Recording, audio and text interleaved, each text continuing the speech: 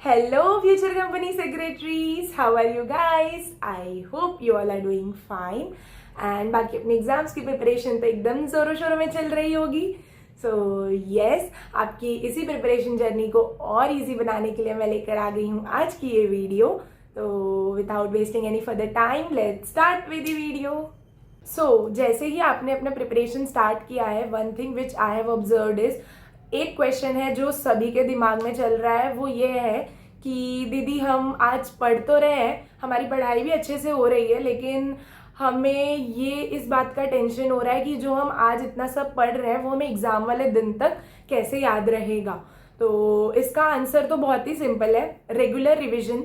This is what you guys have to do till the day of your exams. So yes, but apart from that there are few techniques, like few things which I had practiced and followed during my preparation phase, which helped me to retain these vast syllabus of our CS course. Also these techniques helped me to revise the things in a fun and easy way. So yes, revision भी मेरा काफ़ी easy और simple हो गया था इन technique से. तो मैं आपके साथ वो टेक्निक शेयर करने जा रही हूँ. First thing which you guys can do to make your revision easier and simpler is, whenever you take a chapter and start reading it, first time तो आप एक plain reading दो.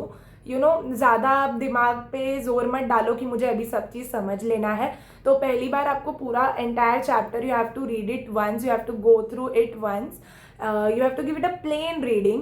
Second time when you read that chapter, you have to take you have to go concepts wise. like पूरा chapter मत एक साथ पढ़ो, एक concept लो, उसको कट डाउन करो. like you have to bring that entire concept in 4 to 5 words.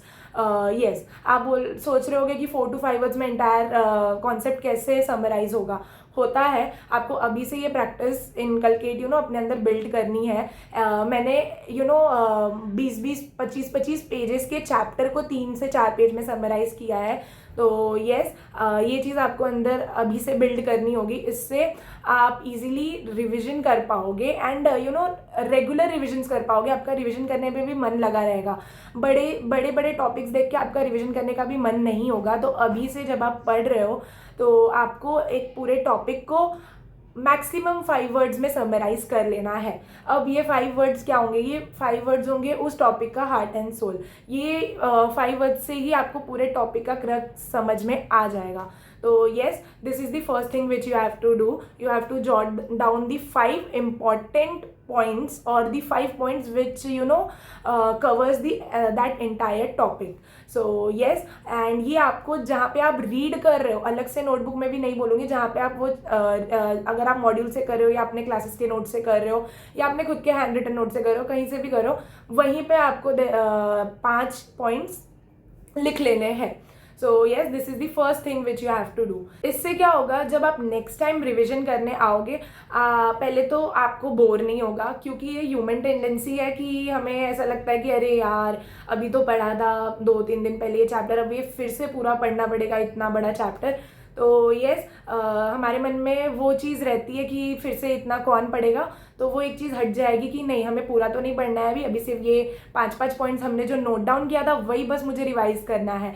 And आप जैसे ही वो 5 पॉइंट्स रिवाइज करने आओगे, आपकी नज़र जो मॉड्यूल का कॉन्सेप्ट है, टॉपिक है, उस पर भी जाएगी ही. एंड फ्रीक्वेंटली जितना बार बार आप वो पढ़ोगे, 5 पॉइंट जो आपने खुद ने बनाए हैं, आपके दिमाग में कहीं ना कहीं मॉड्यूल की भी लैंग्वेज, मॉड्यूल का भी टॉपिक ब्रशअप होते रहेगा. सो येस, ये समराइज करना चीज़ों को बहुत ज़्यादा ज़रूरी है, क्योंकि ऐसा होता ही है, आप समराइज नहीं करोगे, अभी आपने सब पढ़ लिया, लेकिन अगली बार आपका रिविजन करने का मन ही नहीं करेगा उस चीज़ को. तो येस, इसीलिए बोल रही हूँ कि आप समराइज करो अभी से चीज़ों को, 5 पॉइंट्स में उसको लेकर आओ एंड उस 5 पॉइंट्स को फ्रीक्वेंटली देखो. फ्रीक्वेंटली कितनी बार, मतलब कब कब हमें देखना है. तो जैसे कि समझ लो आज मैंने एक चीज़ पढ़ी, आज एक कॉन्सेप्ट पढ़ा, कॉन्सेप्ट समझ नहीं, पूरा चैप्टर आप कवर कर पा रहे हो दिन में, कोई बात नहीं, हाफ चैप्टर हुआ है, ठीक है, उसका आपने इंपॉर्टेंट पॉइंट्स नोट डाउन कर लिया. देन नेक्स्ट डे वापस से सिर्फ वो उतना ही इंपॉर्टेंट पॉइंट्स देख लो बस. उसके बाद 3-4 दिन बाद या वीकली जब आप संडे को रिवीजन करोगे वीकेंड पे, तब आप वो 5 पॉइंट्स के साथ मॉड्यूल की लैंग्वेज भी देख लेना। सेकेंड टाइम आपका रिविजन हो गया। देन अगेन जब आपको ऐसा लगे कि मैं वो चीज़ भूलते जा रहा हूँ, अरे इस आंसर का वो 5 पॉइंट्स क्या था, खुद को टेस्ट किया करो, खुद को अपने ब्रेन पे प्रेशर डाला करो फ्रीक्वेंटली कि चैप्टर नंबर 1 का फर्स्ट कॉन्सेप्ट का 5 पॉइंट्स क्या था। तो ऐसे कर करके फिर अगर आपको नहीं भी याद आएगा कोई बात नहीं, स्टार्टिंग में आपको चीज़ें नहीं याद आएंगी, फिर आपका मन करेगा कि मैं बार बार जाके देखूँ।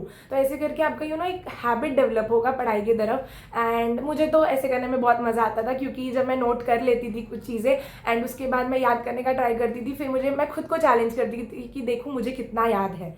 तो यस, ये एक टेक्निक थी जो मैंने फॉलो की थी। उसके बाद नेक्स्ट टेक्निक जो मैंने फॉलो की थी वो थी ऑडियो एंड विजुअल।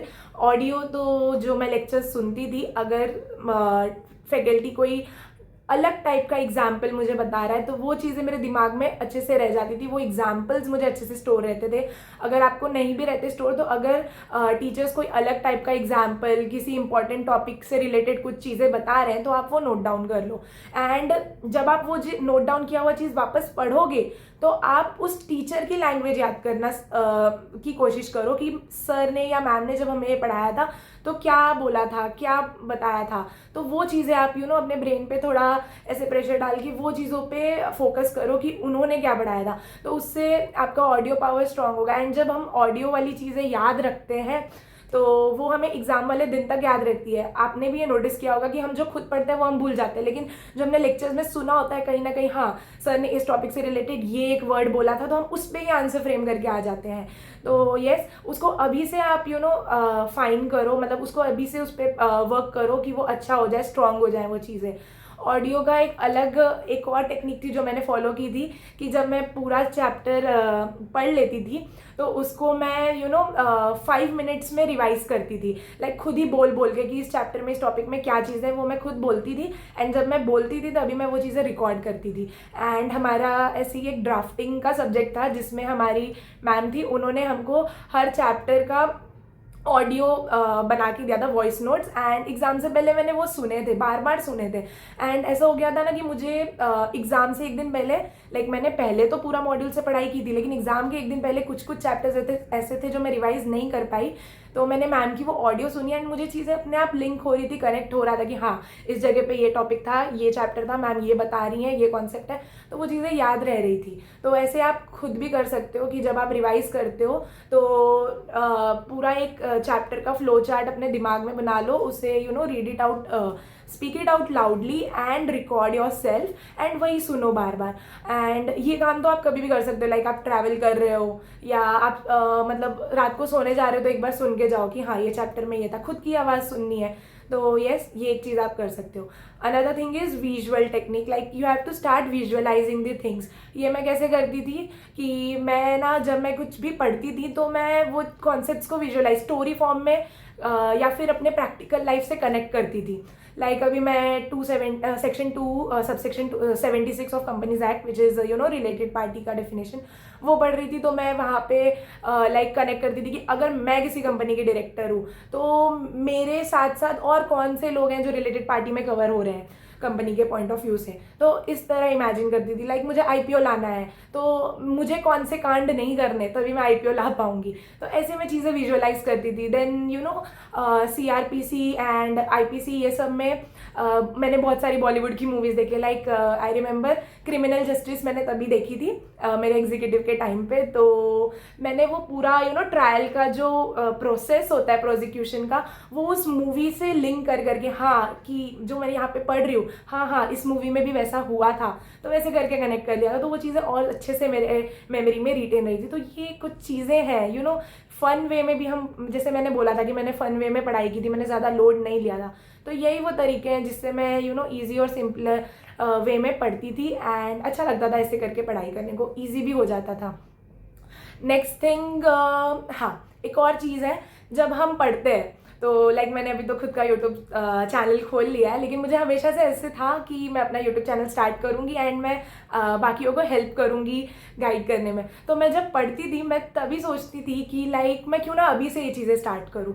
तो मुझे ऐसे था कि मैं जब पढ़ रही हूँ तो पढ़ने के बाद मैं खुद को चीज़ें ऐसे समझाती थी कि जैसे मुझे ये किसी और को समझाना है, आगे चल के मैं टीचर बनने वाली हूँ और मुझे ये चीज़ें किसी और को समझानी है, किसी स्टूडेंट को या किसी फ्रेंड को या किसी नॉर्मल इंसान को जिसको इस टॉपिक के बारे में बिल्कुल भी नॉलेज नहीं है। तो इस तरह भी कोई कॉम्प्लिकेटेड टॉपिक है, ठीक है, तो इस टॉपिक को मैं पूरा स्टार्ट से एंड तक अपने दिमाग में ऐसे फ्रेम करती थी कि अच्छा अभी मेरा छोटा भाई उसने मुझसे पूछ लिया कि दीदी ये क्या होता है, तो मैं उसको ऐसे समझाऊंगी कि बेटा देखो ये ऐसे होता है, ऐसे होता है, ऐसे होता है। तो ऐसे करके चीज़ें अच्छे से मेरा कॉन्सेप्ट पूरा स्ट्रांग हो जाता था। तो ये छोटे छोटे एफर्ट्स आपको अपने एंड से लेने हैं, ज़्यादा ये टाइम कंज्यूमिंग भी नहीं है कि अरे बहुत टाइम वेस्ट होगा, ऐसा वैसा नहीं। इससे पढ़ाई इजी होती है, फन वे में आप कर सकते हो पढ़ाई, एंड आपको हेक्टिक नहीं लगेगा, आपको ऐसा नहीं लगेगा कि बहुत मेहनत का काम है। तो येस, एंड एक और थिंग मतलब एक और चीज़ है जो ये है कि मतलब मुझसे सब पूछ रहे थे कि लिख के आंसर मतलब पढ़ने के बाद ही तुरंत आंसर लिखे क्या। एक्चुअली ये बहुत अच्छी प्रैक्टिस है। हम जैसे ही पढ़ते हैं आंसर को और वैसे ही हम अगर उसे लिख देते हैं तो हमारी मेमोरी में बहुत ज़्यादा टाइम तक वो चीज़ें रिटेन रहती हैं। बट अगर आपके पास टाइम कम है और आपको ऐसा लगता है कि मैं मतलब आंसर पढ़ने के बाद लिखने तक का टाइम नहीं है, तो मैं एक चीज़ करती थी। मेरे पास टाइम तो मतलब हालांकि बहुत था, बट मैं बहुत आलसी थी, तो मुझे पूरा आंसर लिखने में बोर होता था। तो मैं क्या करती थी ना कि जब मैं आंसर में पढ़ रही हूँ तो उसके बाद जब मैं आंसर्स लिखती थी तो मैं हर वर्ड का इनिशियल लिखते जाती थी।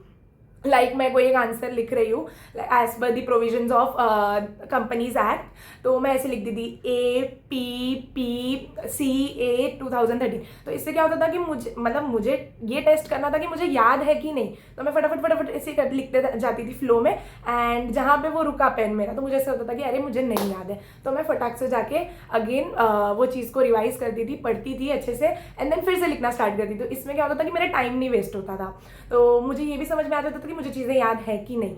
एंड ये मैं 2 बार करती थी। लाइक अभी आज मैंने एक चीज़ पढ़ी है तो मैं तुरंत उसके बाद एक पूरा चैप्टर पढ़ने के बाद वो पूरे चैप्टर का लिख लेती थी आंसर्स, क्वेश्चन नंबर डाल के। देन उसके बाद से मैं अगेन वीकेंड पे ये चीज़ करती थी। तो ऐसे 2 बार करने से मैं खुद को टेस्ट कर लेती थी कि मुझे कितना याद है कितना नहीं याद है, एंड इसमें मेरा ज़्यादा टाइम भी नहीं वेस्ट होता था क्योंकि सिर्फ इनिशियल फर्स्ट वर्ड तो लिखना है, सब पूरे वर्ड्स का सिर्फ फर्स्ट अल्फ़ाबेट फर्स्ट इनिशियल लिखते जाना है। तो ऐसे करके मैं खुद को टेस्ट करती थी। तो ये एक चीज़ है, मतलब ये काफ़ी लोगों को थोड़ा बेवकूफ़ी लगती है, बट मेरे लिए तो हेल्पफुल थी, तो मैं तो ऐसे करती थी। तो येस, ये कुछ चीज़ें थी जो मैंने फॉलो की हैं, एंड इससे मैंने इजीली चीज़ें रिटेन की हैं। इतना जो वास्ट सिलेबस अपना थियरी सब थियरी हैं, तो वो सब चीज़ें मुझे रिटेन इजीली रही थी ये सब ये टेक्निक्स फॉलो करके। तो आई होप आपको भी इनमें से नहीं सब तो कुछ तो हेल्पफुल लगा ही होगा, एंड आप वो फॉलो करोगे एंड एग्ज़ाम्स में अच्छे मार्क्स स्कोर करोगे। एक और चीज़ है, जब 25 फेब को रिजल्ट आया बहुत लोग ने मुझे मैसेज किया कि लाइक हम क्लियर हो गए, हम पास हो गए, एंड बहुत अच्छा लगा सुन के कि आप लोग मुझसे शेयर करने आ रहे हो वो चीज़ें। तो आपकी रिजल्ट्स आप मुझे भी कुछ समझते हो कि आपने अपने रिजल्ट्स मेरे साथ शेयर किए, तो मुझे वो बहुत अच्छा लगा। एंड आई होप आगे भी जो लोग एग्ज़ाम्स देने वाले हैं आप लोग अच्छे से मेहनत करके अच्छे से पास हो जाओ, क्योंकि वो रिजल्ट में जो पास देखने की खुशी होती है ना यार, अमेजिंग, बहुत ही अच्छी फीलिंग होती है, वो वर्ड्स में नहीं डिस्क्राइब कर सकते हम। तो येस, आई होप आप लोग अच्छे से मेहनत करो, एंड कुछ भी इसके अलावा आपको चाहिए कि कोई और डाउट है आपका जिस पे आपको वीडियो चाहिए, मेरे एंड से हेल्प चाहिए, please do let me know in the comment section. And बाकी सब्सक्राइब कर दो गाइस, और लाइक कमेंट शेयर भी कर देना। चलो bye bye, take care and all the best for your preparation.